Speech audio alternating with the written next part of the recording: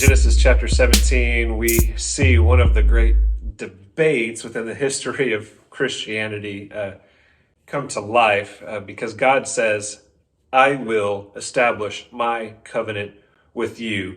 This covenant we already saw from Genesis chapter 15 is very one-sided. God is the only one who walked through the animals. God is the only one upon whom this covenant depends. And here in chapter 17, he says, I will accomplish my covenant. He issues his promise to Abraham again, reassuring Abraham, redeclaring his promise to Abraham that Abraham will have many descendants and will acquire the land of Canaan. At least his descendants will. And God will accomplish this. God will establish his covenant. God will fulfill his covenant. But then, right after God says, I will do this, he tells Abraham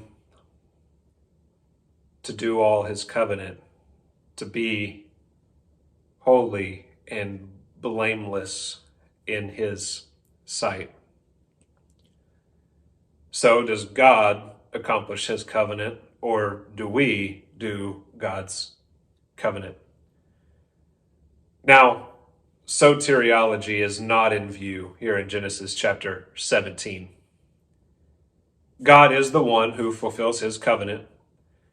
And I believe that from his heart, then by faith, Abraham also does the covenant. But Abraham's not able to bring the people into the land of Canaan. Abraham cannot ensure that 400 years will pass by while his descendants sojourn in a land that is not theirs while they are slaves. Abraham will die before his descendants can take the riches of a foreign nation and come into the land of Canaan and take the land of Canaan. How can Abraham do this covenant?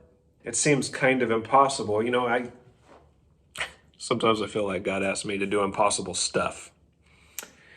And I think he does. To live a righteous and a holy life is one of those impossible things. But then I realize that when we have a king, God is setting himself up as Israel's king. He's setting up this theocracy.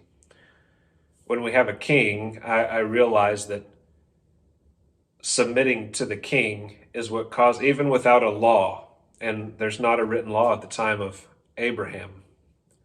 Even without a law, submitting to the king, submitting to the king's will, submitting to the king's work, submitting to the king's wants, that's what causes me to be blameless in the eyes of a king. That, I think, is what God is asking Abraham to do. God will accomplish his covenant. But in order to do this covenant, Abraham and his descendants submit to the will of King, sovereign God. So when we think about what God desires from us, when we think about holy living, obedience to God, doing the will of the God, remaining blameless in his sight, it ultimately comes down to surrender. It is a response on our part to his grace and salvation, which is a work that is entirely his. We cannot work for our salvation. We are saved by grace through faith. But then there is this obedient response that God, it's weird to say requires. I'm not sure I want to use the term requires, but that God does command of us. It is not required for salvation, but it is the response of those who are being saved, those who are the people of God.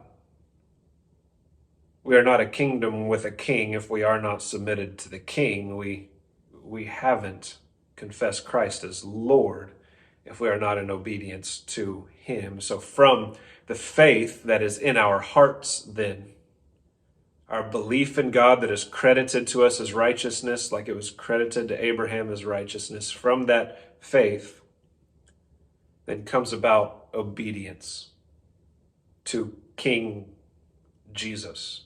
We live holy lives, not because we want salvation, but because we already have it.